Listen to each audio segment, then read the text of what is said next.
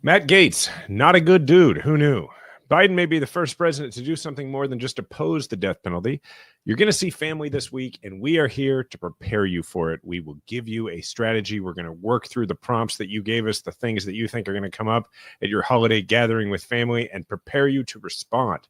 Welcome back to the podcast for the 54% of Americans who regularly vote for progress in every election and want to convince their friends and family members to join our majority. This is Majority 54. All right, Jason, newsflash. Matt Gaetz, turns out he actually is a creep. What? I'm not sure we needed this 37-page report, but it was just released yesterday or today, saying that Gaetz regularly paid for sex, including with a 17-year-old girl from at least 2017 when he began serving in the House until 2020. It also found that he accepted impermissible gifts, including lodging and transportation in 2018 during a trip to the Bahamas, which I guess qualifies him for the Supreme Court. Investigators also concluded that he used or possessed cocaine and ecstasy between 2017 and 2019. What I love about this timeline, by the way, like keep in mind the dates that we're talking about, which is like just a couple of years ago. His response was, "My 30s were an era of working very hard and playing hard too. It's embarrassing, though not criminal, that I probably partied, womanized, drank, and smoked more than I should have earlier in my life." Wow. Like all the way back when, just a few months ago, dude, I just was out of control. Earlier in my life, I'm trying to imagine me describing a period when you and I were doing this podcast together as earlier in my life, because this overlaps pretty much with. I mean, like we haven't been 100%. We've been doing this. We started it 4 years. Yeah.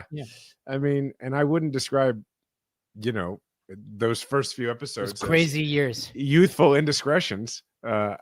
Anyway, I also saw in this that the dude had sex with 4 people at one party. So I think of the drugs that he was consuming, one of them was a performance enhancer, I think. So, Matt Gaetz, kind of gross. Well, listeners, I know I promised you only substance, but I figured we'd start the episode. And then I got in there. No, we just figured we would update you on that. But, probably in more important matters, I was pretty hard on Biden over the Hunter Biden stuff. And I did say, he should be commuting and pardoning more people. He must be listening to this podcast because on Monday he commuted the sentences of nearly all prisoners on federal death row, which was 37. He also had previously had a pretty record day of pardons and commutations on a single day. I think he set the record for one day, which I think is welcome. I think that, I don't know enough about who all these people are on death row. And again, he's not releasing the people on death row. Some of these people were, most of them, if not all of them, were credibly accused of heinous crimes. He's not saying these people should go free. I think this was a principled stance against the death penalty, which, Biden's been fairly consistent on over the years. I'm curious. We've never talked about it. Where are you on the death penalty? I tend to believe that it gets an outsized amount of attention relative to the amount of people who are in prison unjustly for non-death penalty crimes. So it's more of a point of emphasis. I personally don't like the tool in part because there are, it's an irreversible act. And I think that our death penalty, our justice system is so imperfect. So the Death Penalty Information Center says that since 1973, at least 200 people in the U.S. who are convicted and sentenced to death have been exonerated, right? So even if you say it's half that number, 100, see, these are irreversible acts. And so I don't think our justice system is fine-tuned enough for us to be taking irreversible acts. That's my general feeling about it. How about you? Well, let me dovetail my take here with the other segment we're going to do today, which is preparing people for conversations over the holidays, because now that Biden has done this may be one of those topics. And I will tell you how I tend to talk about the death penalty. I am basically against the death penalty.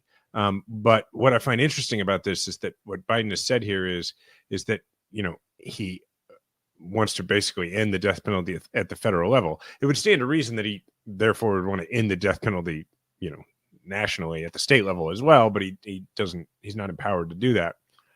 And the way I tend to think about it is that I'm opposed to the death penalty, but my greatest opposition with regard to the death penalty has to do with the way it is typically handled at the state level, which is where the vast majority of death sentences are handed down. And I tend to try to compare it to the federal level, because at the federal level, because to me, the most important decision when it comes to the death penalty is not actually the decision that's made by the jury or the judge as to whether to impose the death penalty post-conviction. To me, the most important decision in that process is made by the prosecutor, who decides whether or not to pursue the death penalty.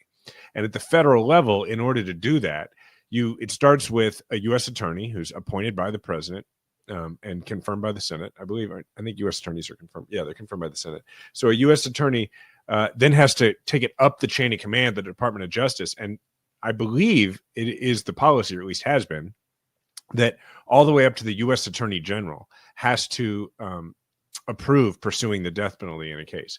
And here's why I think that matters, is that if you compare that, and look, I agree with Biden about ending it even at the federal level, but if you compare that system to the state level, where it is a locally appointed prosecutor, or not appointed, I'm sorry, elected in the vast majority of cases, prosecutor, who is deciding, what you're talking about is somebody who has to make that decision based on a murder that happened in their community, and they have to run for re-election in 2 to 4 years. In some cases, they might be up for re-election, like if the decision is in July and they're up for re-election in November, or if it's like a primary in June or August, like let's say it happens in May, then all of a sudden you're getting a really imbalanced approach and a really unpredictable approach to the death penalty.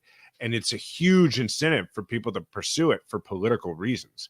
And it's all one person making that decision. There's no real chain of command for them to run it up.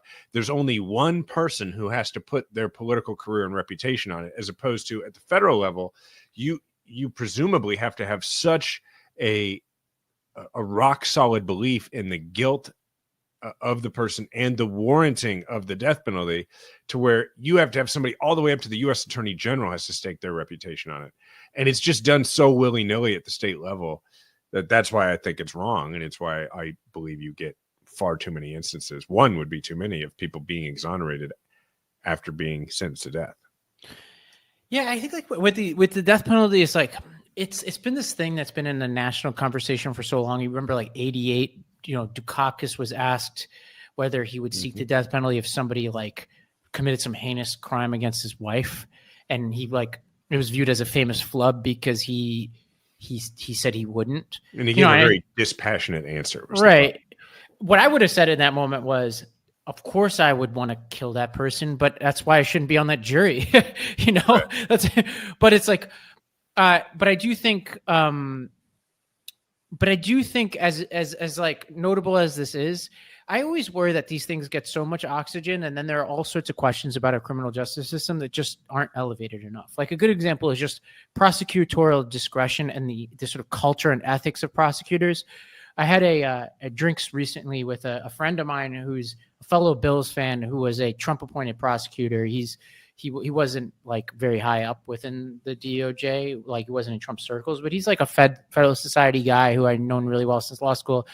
And he and I were like both in agreement on just how baffling it is, the decisions that prosecutors make. And we were talking about in the context of federal prosecutors. And I think like a good example that we were talking about was Sam Bankman-Fried. I forget how much time he got in prison, but it was like 30 years or something crazy. Basically, he's going to spend the rest of his life in prison. When in reality, and I think he should spend some time in prison, but you look at he basically got the sentence somebody who committed murder would get. And if you look at what he did, yeah, he misappropriated funds of users, but he in the end, because of the investments he made with those funds, including in AI and Bitcoin, the 25 years is what he got. They're largely going to be made whole, the people who he stole from. Right now, you would think that with all of this, a prosecutor would take this into account and say, you know what, 25 years feels excessive because that's what we give to somebody who walks up to somebody and shoots them, right? But because it was this national thing and it's this like resume builder for prosecutors, they went for every single charge.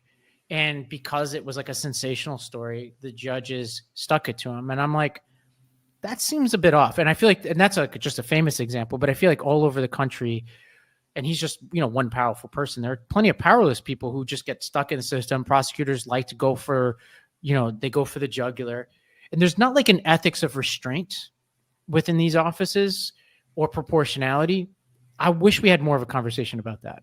Yeah, I mean, there are in some places. I mean, like we had Melissa Johnson on here recently. There are people who view the role of a prosecutor to be not completely separate from that of a judge, right? To have justice in mind and not simply a conviction count or running up the score on sentences. There are plenty of people like that. But obviously, going back to the death penalty, it's why with a decision like that, I would argue any system that puts that in the hands of one person whose incentive system is political and electoral in nature, like a local prosecutor. And I, in the past, was interested in being the local prosecutor here. So, like, I'm not trying to castigate those people. It's an important role, and a lot of really good people who do that job. But that's sort of my take on it. So anyway, I was excited by this. I thought it was look, Biden. I mean, this made a huge difference. Like, Trump was going to go back to accelerating the pace of prosecution or of executions, and now those sentences have been commuted. So it's a big deal. Well, we're going to take a break. When we come back, we're going to talk about the most powerful man in the country, and that's not Donald Trump, spoiler. And then we're going to go through some listener questions, and we'll give our look back of the year, the best things that we have come across over the past year, all of this and more when we come back. You all know how important sleep is to me. That's why I'm obsessed with my Helix mattress. With everything going on from life to work to demanding social schedules to sports, for a lot of you it's kids, and it's incredibly important just to have a great night's sleep. And the Helix lineup offers 20 unique mattresses, including the award-winning Luxe mattress, which is the mattress that I have, the newly released Helix Elite Collection, which I really want to try out, a mattress designed for big and tall sleepers, and even a mattress made just for kids. So how will you know which Helix mattress works best for you and your body? Well, you could take the Helix Sleep Quiz and find your mattress in under 2 minutes, and your personalized mattress is shipped straight to your door free of charge. That's how I found my mattress. I took that quiz, and it's a huge upgrade from my previous mattress. They're almost like not even the same thing. Helix knows there's no better way to test out new mattresses than by sleeping on it in your own home, and that's why they offer a 100-night trial and a 10 to 15-year warranty to try your new Helix mattress.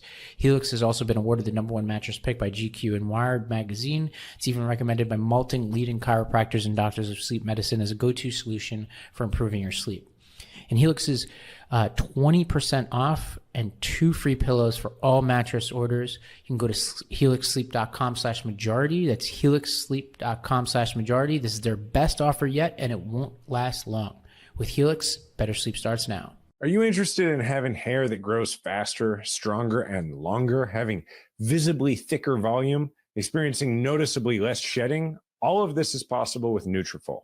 Nutrafol is the #1 dermatologist-recommended hair growth supplement brand trusted by over 1 million people. See thicker, stronger, faster-growing hair with less shedding in just 3 to 6 months with Nutrafol. Nutrafol supports healthy hair growth from within by targeting key root causes of thinning: stress, hormones, aging, nutrition, lifestyle, and metabolism through whole body health. While many supplements rely solely on ingredient studies, Nutrafol clinically tests final formulations to ensure their efficacy. In a clinical study, 72% of men saw more scalp coverage after taking Nutrafol men's hair growth supplement for 6 months, and 86% of women saw improved hair growth after taking Nutrafol women's hair growth supplement for 6 months. With a Nutrafol subscription, building a hair growth routine is simple. Purchase online, no prescription required. Automated deliveries and free shipping keep you on track. Plus, you can save up to 20%. You'll have access to free naturopathic doctor consults, and a Headspace membership is included. Get results you can run your fingers through. For a limited time, Nutrafol is offering our listeners $10 off your first month subscription and free shipping when you go to Nutrafol.com and enter the promo code MAJORITY. Find out why over 4,500 healthcare professionals and stylists recommend Nutrafol for healthier hair. Nutrafol.com, spelled Nutrafol.com, promo code MAJORITY. That's Nutrafol.com, promo code majority. If you're dealing with a lot of stress, these feelings don't just disappear at bedtime. Do you have trouble falling asleep, waking up in the middle of the night, or not feeling rested in the morning? These are all signs that your bedtime routine could use an upgrade, and Calm can help you learn to de-stress and fall asleep faster so you can get a restful sleep every night.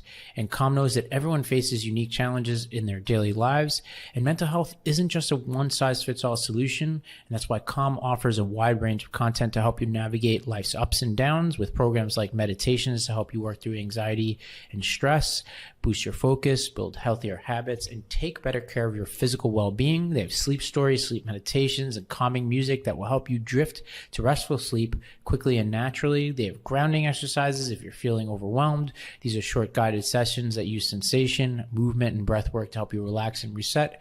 They even have expert-led talks designed to help you handle grief, improve self-esteem, and care for relationships and more. I particularly love those sleep stories because, there's a lot going on in the world, and I often have trouble falling asleep, and I usually like to listen to something to fall asleep, and those get me right, knock me out within minutes sometimes. And they just put these tools right in your pocket, and they can help you dedicate just a few minutes each day to live a happier, healthier life, stress less, sleep more, and live better with Calm. For listeners of our show, Calm is offering an exclusive offer of 40% off a Calm premium subscription at calm.com/majority. Go to calm.com/majority for 40% off unlimited access to Calm's entire library. That's calm.com/majority.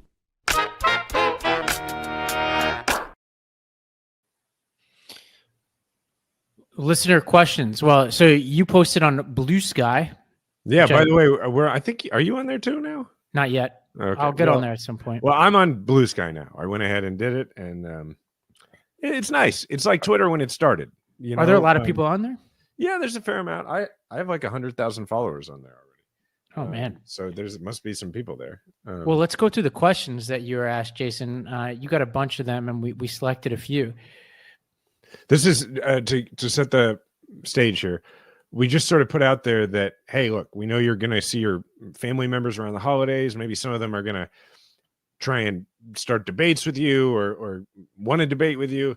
You tell us the things that you want our help responding to at dinner. So do you want to read through the first one? Let's do it. So this is Jeff Basinger.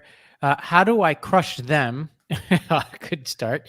If they claim we simply have a difference of opinion regarding Trump being better on the economy.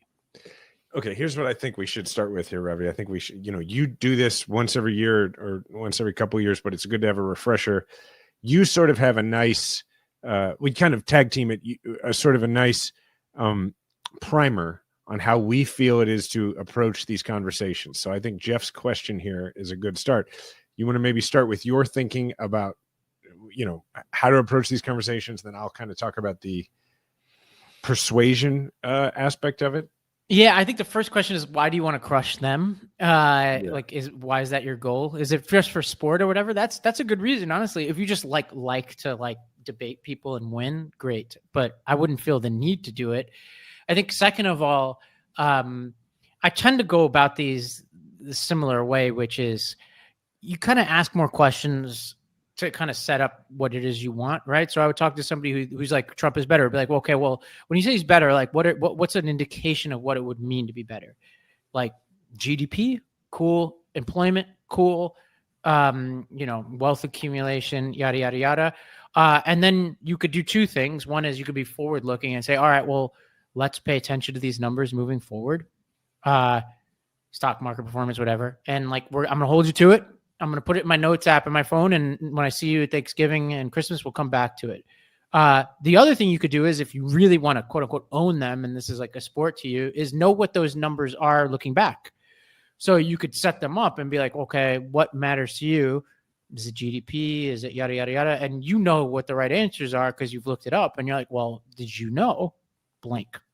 And then that's only if you want to own them. I personally am past that part of my life of trying to own people at the holidays. And it may be dependent on what your relationship is with those relatives. This may be your love language with them is that you spar on this stuff. Or it may be a huge, as we'll get into some of these other questions, a huge source of invective and vitriol, and it may drive people apart. So you got to think about that kind of stuff. One of the things you always say, Ravi, is, ask yourself, what is your goal here? And sometimes you're going to ask the person you're talking to, what is your goal in this conversation? Is it your goal to persuade me?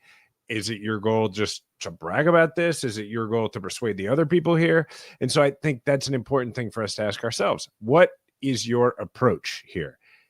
Are you going into a situation where, it's you and one uncle, and you always debate this stuff, and you usually don't persuade each other, but maybe sometimes you do? Or is it where it's like you and your uncle or your aunt or whatever are going to go back and forth, but you have some cousins who are persuadable and they're the jury. And so you're going back and forth with your uncle or your aunt or whoever, knowing that you're not trying to persuade them. You're trying to win a debate for whom the jury is other family members.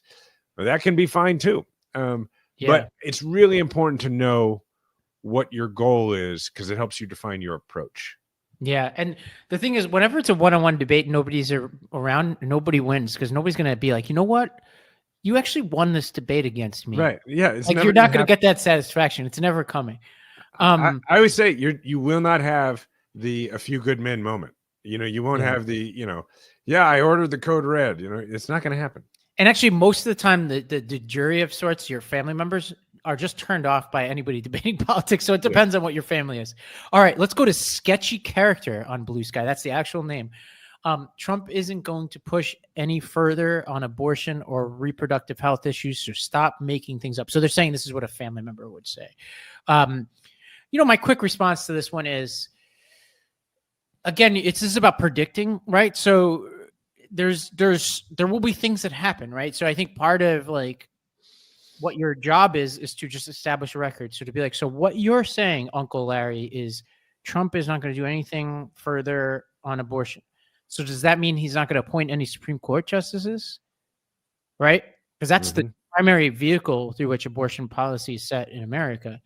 And so he'll be like, well, okay, yeah, he is. And then be like, okay, so if he appoints a pro-life judge, would that apply? Yeah. Or what about circuit judges and appellate judges, in circuits where there are states that are going to try and pass laws that restrict abortion more, right? So I think that's a good point. I also think it's important. I don't think it's helpful to get into a debate about whether or not you trust Trump, because look, it's not arguable. You don't, they do. There's no reason. And then they're going to bring up, well, but Kamala had this position on this. And so then you're down a rabbit hole.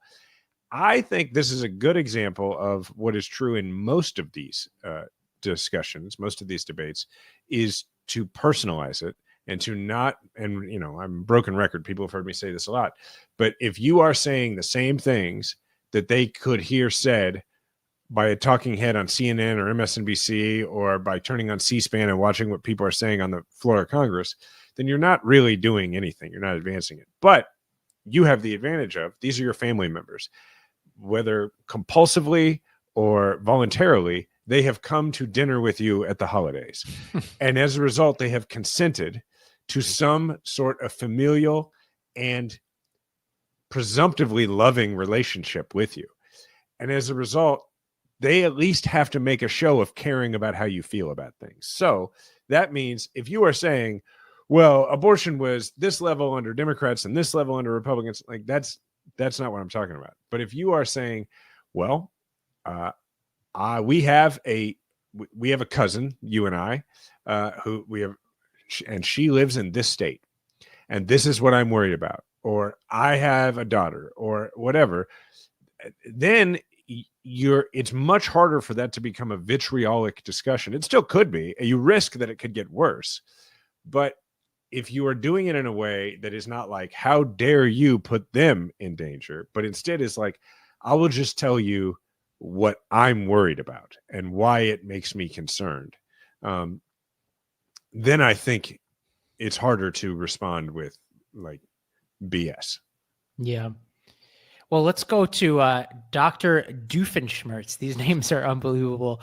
I guess Blue Sky was an opportunity for people to restart, redefine themselves here. Yeah. If all the billionaires are this ecstatic about a Trump administration, what do you think that means for working class people? Now, I want to challenge the premise of this because, I do think there are a lot of billionaires who are ecstatic, but Forbes took a look at this right like the week before the election, and they found 83 billionaires supporting Harris, 52 backing Trump. That was as of like the week before the election. And I've seen a couple of different analysis on this, which is like actually like the richer you are, like you're like more likely to be Democrat, actually. So I think we should just kind of be honest about that. No, yeah, there's a ton of billionaires who are really excited about Trump. I'm not sure this is the right angle, though. I think there are certain billionaires that we could focus on. I don't think like the general frame of billionaires. That's because you got people like Reid Hoffman just saying they're going to leave the country. Bill Gates, who donated, Michael Bloomberg, who donated to Harris. Like, I think we have to really do some, like, probably some arbitrary parsing to feel like we're the victim of quote unquote billionaires generally. That's my feeling. But we can talk about a particular billionaire whenever you're ready, Jason. Yeah. Before we do that, what I would say is I don't think that you're going to win any arguments by focusing on billionaires as proxies for these candidates, because then you're just arguing over which billionaires to trust. I would come from a position that I think establishes a lot more credibility, which is, I don't know who has more billionaires in their corner. What I do know is that I don't think being a billionaire makes you smarter than you or me. And the billionaires that support Harris and the billionaires that support Trump, they can all be in a room debating stuff. And I am not one to go, oh, well, they probably have, their opinions probably hold more weight than ours, because I don't think that we can look at billionaires and say, as a general rule, they're probably interested in the well-being of people who are not them. It's nothing, I'm not saying all billionaires are evil. I'm just saying you have to be kind of self-interested to accumulate that much wealth. So yeah, for sure. And like, let's talk about a particular billionaire, because I actually think this is a more important avenue. And I'm not just speaking to like the individuals listening. And we got a lot of questions about Musk, by the way. But I think the party as a whole, what is the strategy? Well, Democrats, we've been the party of them for a little while, right? It's like Soros and Silicon Valley and the mainstream media and social media, right? It's like the Republicans have effectively been able to say them, the powerful, like amorphous blob of them, the deep state, all these people, it's all one thing. And they're out there with all the power. They're partying at your expense and they control everything. And you, the common man, can't access those circles. I think we now have like the beginnings of a counter narrative to this, which is they are them. They now control all levers of government. They either own the Silicon Valley companies, or the Silicon Valley companies are bending a knee to them.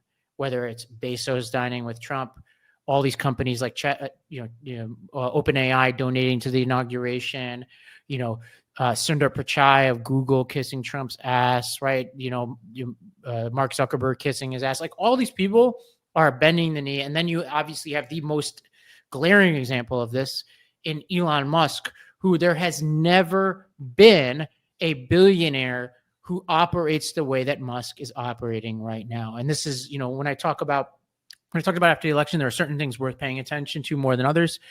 What Musk did around the budget deal is worth paying attention to. He basically almost blew up the entire budget bill because he didn't like it. And he and Trump are trying to get their own, whatever remnants of fiscally conservative people are left to get rid of the debt ceiling cap ahead of what they want to do as unprecedented tax cuts that won't be offset by spending cuts. And so here's a guy who was unelected, who's one of the, if not the richest person in the world, who owns all these different companies that control your life. And he is an evil guy who's exercising control. That, I think, is a more effective avenue. One guy, part of a powerful apparatus that controls basically everything now. I think we need to start telling that story. I would also point out, when it comes to Musk, that I am not comfortable with the fact that his latest hobby is our government. Yes. Like, this is a guy who, I don't think Elon Musk has ever had an opinion on a budget bill prior to now. Right. I don't recall Elon Musk weighing in on particular pieces of legislation in the past. But that's because this follows the pattern of Elon Musk, which is he gets interested in something, and in the period of his life, post him accumulating an absurd amount of wealth, he gets interested in something, and then he decides to dive all the way into it and alter it in huge ways that are not always good for everybody. Most people would tell you that what he has done with Twitter, which he now calls X, has not been good for that company. and it has certainly, they've lost a lot of people, a lot of users. They've lost a lot of advertisers. And where did that grow out of? It grew out of, he was a super user of the app and he had a ton of money, what you would generally refer to as FU money. And that meant it can become a hobby, a plaything for him. And I am uncomfortable with the idea that he is engaging in US politics and in government now in the same way, because I don't feel that he went into Twitter with the agenda of let's make Twitter the best thing it can be. I feel like he went into Twitter with the agenda of let's make Twitter the best thing it can be for me. Let's make it fun for me, which is why he's got the algorithm changed to elevate his own tweets above other people's. He gets angry when other people get more likes or views than him.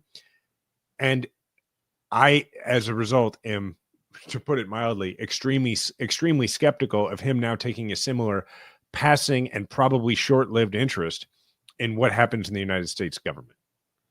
Well, another question. This is from Feral Heather. What are some entry points for respectful discussion? Logic and empathy-based thinking don't seem to appeal.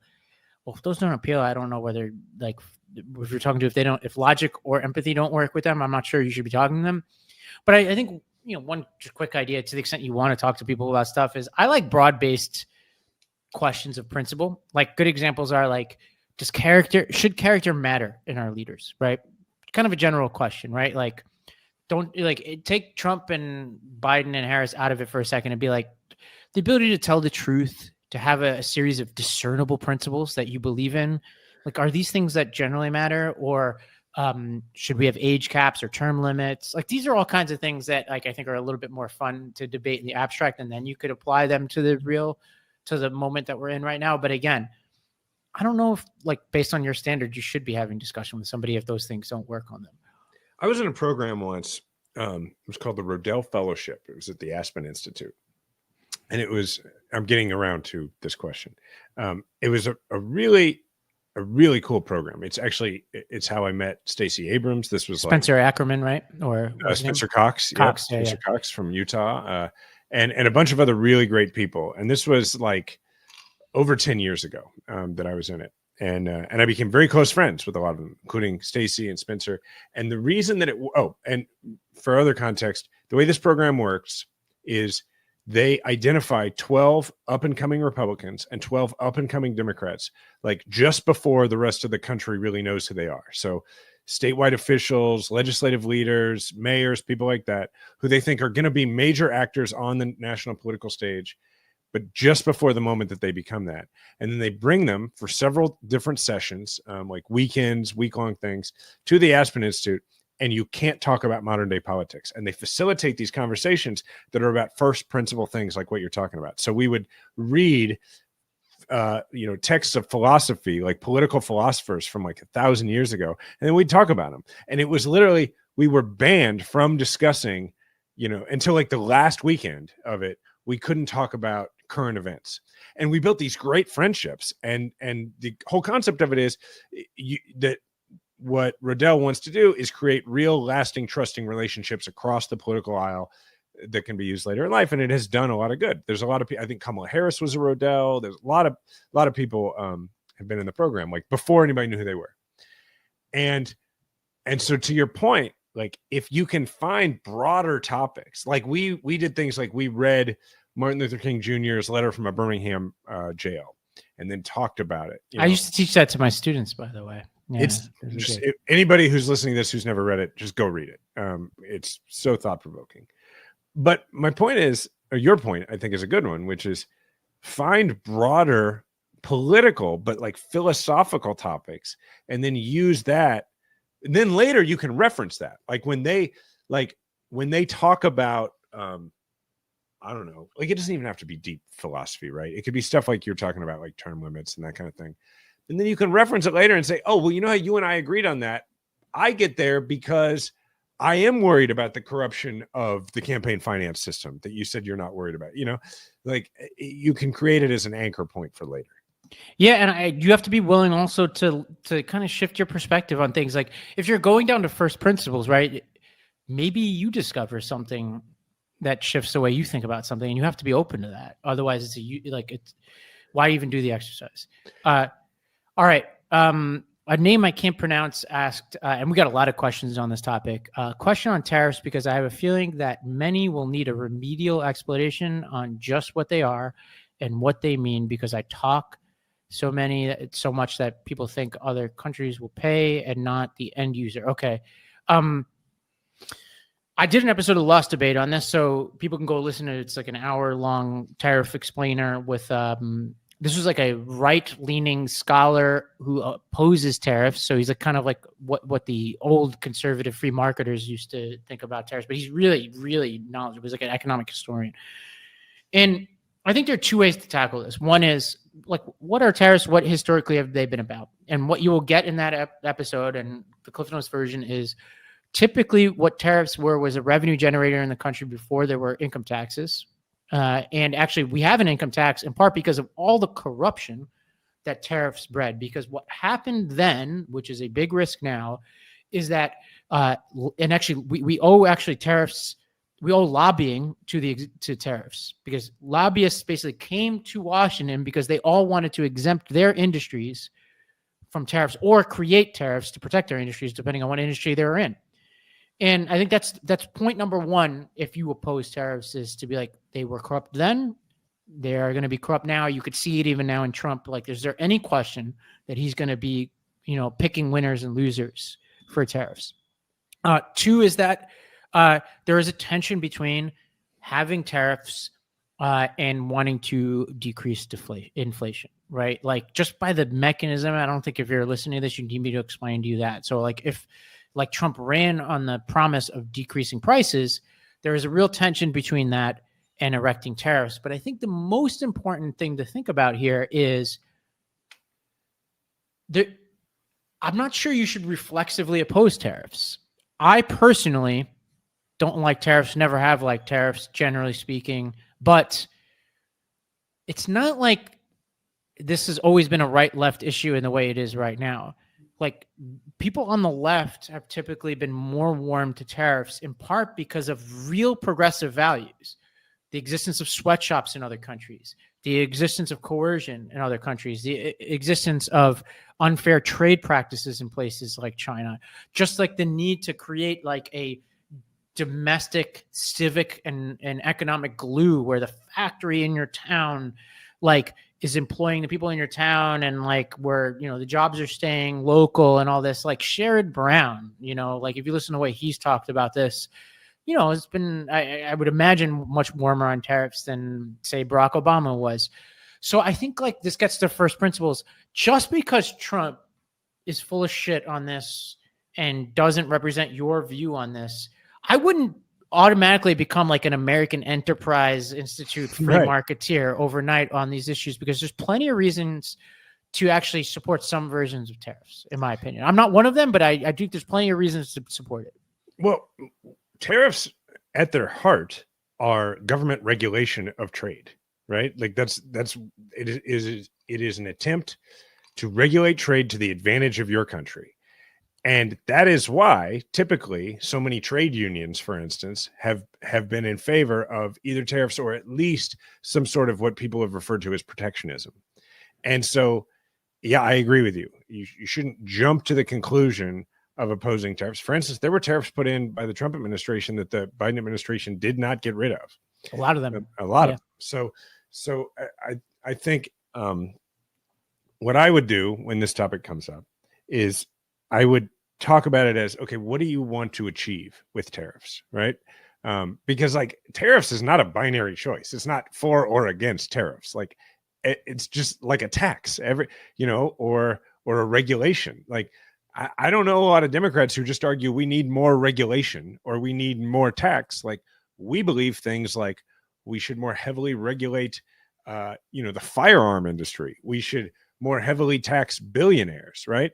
So I think it is important to get into what is your goal here. And oftentimes I think where they're going to get to is their goal is, protecting American jobs and American workers. And then that opens up an entirely other line of debate where you can get into, okay, well, here are the things I believe in that would protect American jobs and American workers. You can talk about expanding the green economy. You can talk about all sorts of different things. You can talk about the things Kamala Harris wanted to do, like, for instance, with a huge, housing subsidy or a tax rebate for people.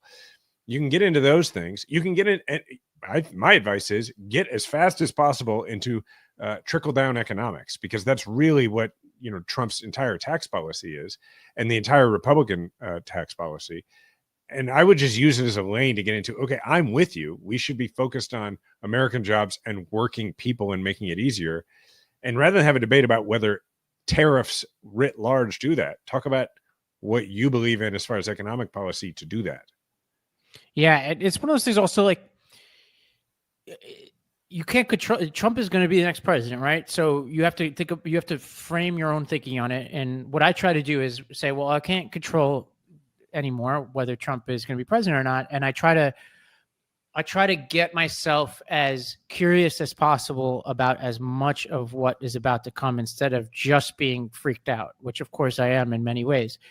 And one of those areas of which I am just genuinely curious is the tariff question. Like, I oppose them. I can't control whether they come or not, but if they are coming, I'm really interested to see what happens. I have my own prediction as to what's going to happen, but I really want to keep an open mind about what's to come, because I have my position, but I don't think it really helps in any way to just hold steady to that position despite whatever evidence comes. To your point about the potential corruption of it, I mean, it's also an opportunity to say, okay, well, given the history of potential corruption with regard to tariffs, do you agree that, for instance, Trump's business interests with any other countries should end for the next 4 years while he's putting tariffs in place? I mean, that kind of thing. I mean, I think that's a point of emphasis. Yeah, or like Musk's influence on this administration presents plenty of conflicts of interest. Okay, Reindeer Rob. I mean, these questions, these handles are undefeated today. How not to cut them out of my life forever. I did not go to Thanksgiving, and this is a test. So a lot of them going on in these questions. I don't know. Like, look,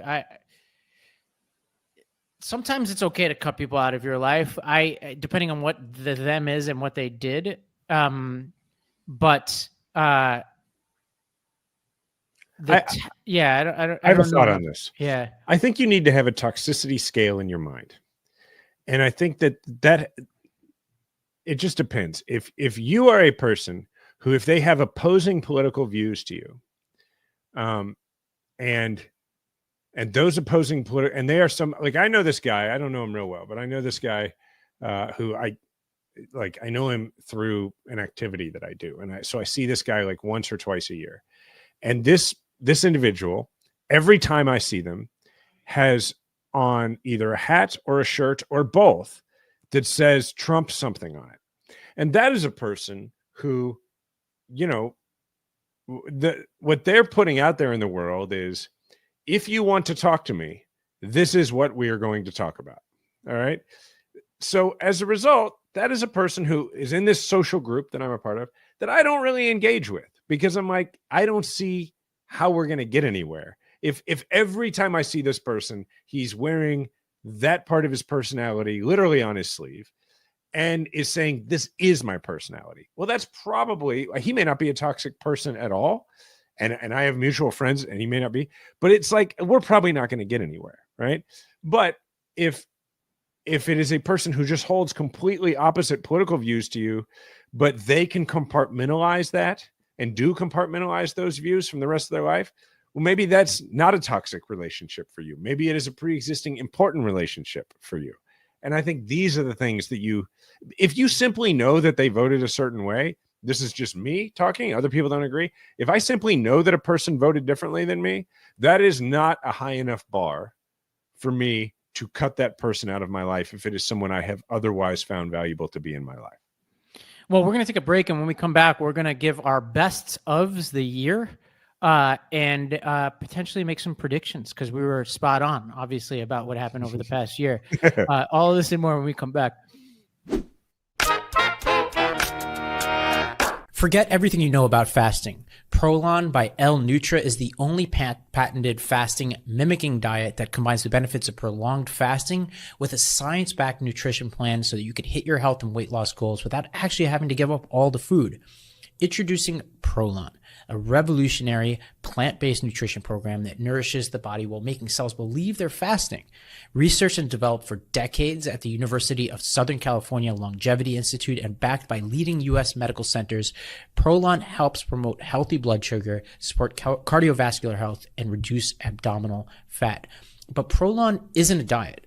Prolon is science based on Nobel Prize winning discoveries in medicine, and this all starts with Prolon's 5-day program, snacks, soups, beverages, all designed to keep your body in a fasting state, and it's unlike anything you've ever experienced.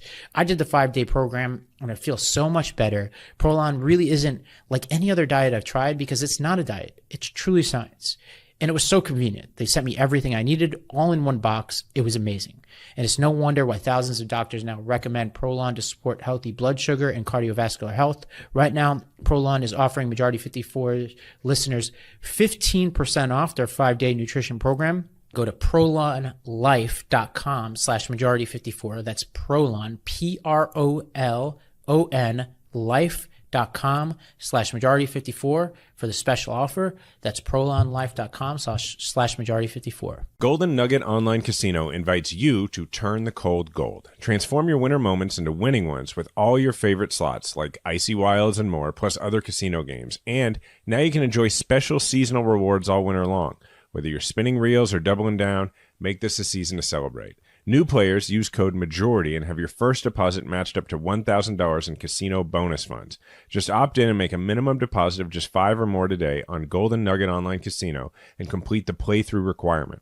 Make any moment golden. Gambling problem? Call 1-800-GAMBLER. Please play responsibly. 21 plus, physically present in Michigan, New Jersey, Pennsylvania, and West Virginia only. Void in Ontario. 1 per new customer. Receive deposit match on first deposit after opt-in up to $1,000 in non-withdrawable casino bonus funds that require 10-time playthrough within 7 days at a different contribution rates on select games. Terms at goldennuggetcasino.com/welcome. GiveWell, a nonprofit that researches and recommends giving opportunities, takes the impact of donations seriously. To ensure their recommendations withstand tough scrutiny, GiveWell had their own researchers spend months trying to identify flaws in their past work.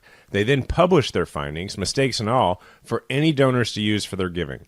It's this kind of rigor that can help your donation make a big impact on the world. GiveWell has now spent over 17 years researching charitable organizations and only directs funding to a few of the highest impact opportunities they've found. Over 125,000 donors have used GiveWell to donate more than $2 billion. Rigorous evidence suggests that these donations will save over 200,000 lives. GiveWell wants as many donors as possible to make informed decisions about high-impact giving. You can find all of their research and recommendations on their site for free. You can make tax-deductible donations to their recommended funds or charities, and GiveWell doesn't take a cut. If you've never used GiveWell to donate, you can have your donation matched up to $100 before the end of the year or as long as matching funds last. To claim your match, go to givewell.org and pick podcast and enter Majority 54 at checkout. Make sure they know that you heard about GiveWell from Majority 54 to get your donation matched. Again, that's givewell.org to donate or find out more. All right, well, time to share our bests of the year. Let's start with TV shows, Jason. What'd you watch this year that stood out to you? There were a few, but maybe this is recency bias. But we just finished, and this was a show we were able to watch as a family, which was very cool. So my picks are very father of two type picks. But so Man on the Inside. Oh, that was on my list too. Is it? Yeah. Is so great. So for those who don't know, this is a Michael Schur created show. Michael Schur, past guest on this show and a friend and co-host. He pinch hitted for you at least once. Yeah, he's been like guest co-host 2 or 3 times on here, I think. So this is you first learned of Michael Schur when he was a writer on The Office and actually played Mose, Mose Schrute on The Office. But then he created Parks and Rec and Brooklyn Nine-Nine and The Good Place, and other shows that I'm forgetting. And now he's created the show Man on the Inside with Ted Danson. and it is about a senior citizen, a widower, whose daughter says to him, you know, you need a hobby, you need to do something. And so he ends up answering a classified ad for an investigative assistant and becomes a mole for a private investigator inside a senior citizen's home where he is investigating the theft of jewelry. And it is just a delightfully funny and heartwarming show. And by the way, the best thing on the show, in my opinion, is the interactions of Ted Danson's character's grandchildren, which are all teenage boys or preteen boys, with their mother, who's supposed to be his character's daughter. Because when we watch that, like, it is hilariously accurate in the way what it's like to talk to boys that age.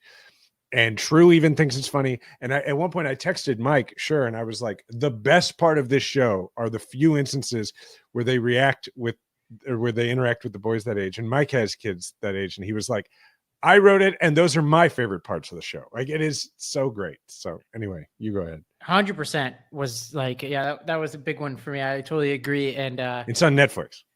And yeah, I love that there's some point where somebody's like, you talk like you're a podcaster host or something. And I've had like multiple people in my life send that to me because it's a joke with my friends. Yeah. I podcast so much that I actually podcast more than I probably have extended conversations with real people in life. So it's like, it's hard for me to turn it off. I had a couple of randoms. So there are two periods of time historically that if you make some piece of art related to it, I am almost certain to love it. One is Shogunite Japan, and the other is 1970s and 1980s Miami. And so on the Shogunite Japan, Shogun, absolute 10 out of 10. I just love all the history of the Tokugawa era, and they just nailed it so well. It's such a beautiful show, like in every way, and it's subtle in some really interesting ways. Like they could have made a number of choices. I love the books, like the Shogun book, and they did it real justice. On the Miami side of things, is a show called Griselda on Netflix, which is Griselda Blanco, like this Miami drug lord who is a female drug lord in Miami who was just an absolute psychopath, and it was really well done. And I don't know if Sofia Vergara was like nominated for awards or anything like that for it, but she was awesome. The whole vibe was awesome. And then an oldie, which is not this year, I've mentioned it before, Northern Exposure. They recently, it had been, you couldn't access it for a long time, but now they released it on Amazon Prime, and just crazy, awesome time capsule into the early 90s, and just a great show altogether. You know, it's funny, like you talk about certain eras that you like. So I have heard also great things about that Shogun show. And at some point, I mean, it's such, when you have two kids, man, it's such an investment to be like, we're going to watch this show. Right. But, you know, because like after they go to bed, you have like an hour. Right. Before you're like, okay, we're up kind of late and we're going to be tired in the morning. For me, I think this came out this year. I know I watched it this year, which was Masters of the Air. Which was, I love that. Yeah. And because for me, that's the era that, like, if you make, and now this is, talk about being a stereotypical white middle America man in his 40s. If you make pretty much anything about World War II, I will watch it. And if you, and the subgenre of that it's like, I will never miss it, is if you make anything about either infantry battles in Europe, because I studied it so much as in my training when I was coming up as an Army officer, or the air battle in Europe or the Pacific in World War II, because I grew up, my dad was a pilot. My grandfather flew. He was a radio man in World War II. Like I built, in particular, B-17 models, which are the very plane that they fly in that show. That's what they flew in the 8th Air Force. I must have built 15 different versions of the exact same B-17 model airplane kit as a kid. And so that show, Masters of the Air, it's not quite as good as Band of Brothers. It's probably right up there with the Pacific, which I also watched at your recommendation this year. But man, that show was great, and I highly recommend it. Yeah, my ranking is Band of Brothers, Pacific, and Masters of Air third, but I like all three of them. I mean, Band of Brothers to be, and as I know, is like masterpiece level, but I loved all three of them. The Pacific is objectively better. It's just so much harder to watch. Yeah, I agree. I agree. And at the Pacific, I think I told you the Pacific got to a point where, in order for me to watch another episode, I had to go read the synopsis of it first before I could watch, and that may be particular to me and my experience, but anyway, yeah. I mean, I just got done rewatching Band of Brothers for like the 15th time. They literally showed us that in the class, showed us clips of that in the classroom in Army leadership training 20 years ago. I can't remember if I told you this, but there's a Band of Brothers podcast that they did. You should listen to it. They interview each episode. They invite one of the cast members on. Oh, that's interesting. It's awesome. And I think Tom Hanks even shows up on one of the episodes. Like, it's pretty well done. I think it was produced by HBO. You know what threw me big time about that show recently is what's the name of the guy? Damian Lewis, who plays Captain Williams. Oh yeah, his accent. I mean, he's so incredible in that show. And then I saw an interview with him recently, and not only is he full on British, but he's full on really gregarious British. And like, so one, like, obviously awesome actor, because I absolutely would have thought, well, that guy's probably from farm country in Pennsylvania, just like Dick Winters. But it really, like, I almost like had to turn off the thing I was watching. Well, there's a lot of those actually. A lot of the guys their accents are totally different, but it's really interesting, and you could tell they all to a person loved working on the project. All right, movies. Okay, again, middle-aged father of two. Inside Out 2. Like, I still haven't seen it. It's and like, it's not just for people who have kids. It is. There was some speculation about whether, because Inside Out 1 was a fantastic. It's just for anybody to watch. It is a fantastic little, like, sort of allegory, really, about emotions and how they work inside our mind and our body and memories and that kind of thing. And it's just a beautiful thing. And then when they decided to make Inside Out 2, and it kind of was obvious that, well, if you're going to make it about the kid and she's older, then you're going to make it about puberty. I took True and Bella to see it in the theater. And I remember about halfway through being, and True's 11 years old, and we talk a lot about puberty and what's coming and all that. I remember being like so happy that we were watching it, because it, we've talked a lot about that stuff, but I felt like it also did a lot of work for me. Like, it really, truly, like, colors in a lot of black and white stuff for kids about like what it's going to feel like and how it will cause you to act differently. And it's just beautiful how well done it was about taking on the experience of going through puberty. Someday you and I should do a Pixar rankings. I don't think I have time off the top of my head. I've seen them all. I've seen them all too. It was a sneaky great one that I only watched in the past few years was Coco. Have you seen, like, I watched it on the plane and I was like crying. I was like, this is like such a creative, amazing piece of work. They're all so good. Yeah. I don't want to open that can of worms.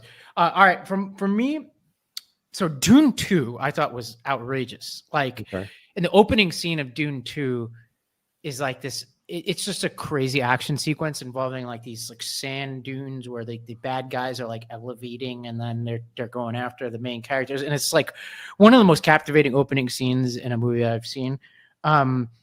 There's this Channing Tatum movie called Blink Twice that I thought was really awesome, about like a billionaire who invites people to his like island paradise. Oh, and things yeah. turn wrong. It's Zoe Kravitz. I haven't seen it, but Zoe Kravitz, I think, did she direct it? She directed it. Yeah. I thought it was awesome. Yeah, I haven't seen any of the Dune stuff either, which is a Denis Villeneuve, or however you say his name. And then there's a documentary which came out a few years ago, or maybe more than a few years ago, that I actually just recently watched on an airplane, called The Biggest Little Farm, which is about this couple who bought a farm in California and had this theory, which is they wanted to, like, instead of doing like, and I'm going to be butchering these terms, so like all those you out there in agriculture, please excuse me.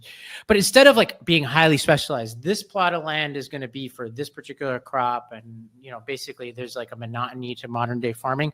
They're like, we're going to embrace biodiversity in all of its forms, to the point where we're not even going to, like, if a coyote's eating our roosters, we're not going to shoot the coyote. We're going to try to figure out a way to like have the coyote live in harmony with the, and it's unbelievable. Like, I was like watching this, I'm like, I want to start a farm. And it's gorgeous, like the way it's just really well done stuff. So maybe that'll be one day you'll find me just running a farm. I mean, I won't be that surprised. You've taken on a lot of different things. Just as the last one to throw out, since we're going to talk about things that are old that we just saw, I've been meaning to watch forever and finally just watched this Western from, I think, 2007 called 3:10 to Yuma. Oh, yeah. You ever seen that? Christian Bale, Russell Crowe. Man, it's really great story. And it's Christian Bale and Russell Crowe like going head to head. And it's just fantastic. I just watched it. That's another thing. It's like we talk about time and place. I watch almost any Western at any point. Yeah. Yeah. 100%. All right, books. Mine's going to feel like I'm pandering to you, but it also is a reflection on the fact that I don't think I read enough books. I read a few books a year. I read some very good books this year. The only one that really left an impression on me is I got to read an advanced draft of your novel that is coming out in, I think, March. Yeah. We'll talk more about it, but I appreciate that, man. You don't have to say that. That's yeah. Nice. Well, no, I'm not. I just, I really enjoyed it. And so I don't even know what title you settled on, because I remember. Oh yeah, we shouldn't mention the title yet, because people can find my dormant Amazon page, which we won't release until a little while from now. Anyway, just as a preview for people, get excited. Ravi's novel is very good, and I really enjoyed it. I loved writing it, and now I'm writing about writing it, because like the nonfiction book I talked about the last time I was on, one of the chapters is all about writing the novel, which was quite a journey.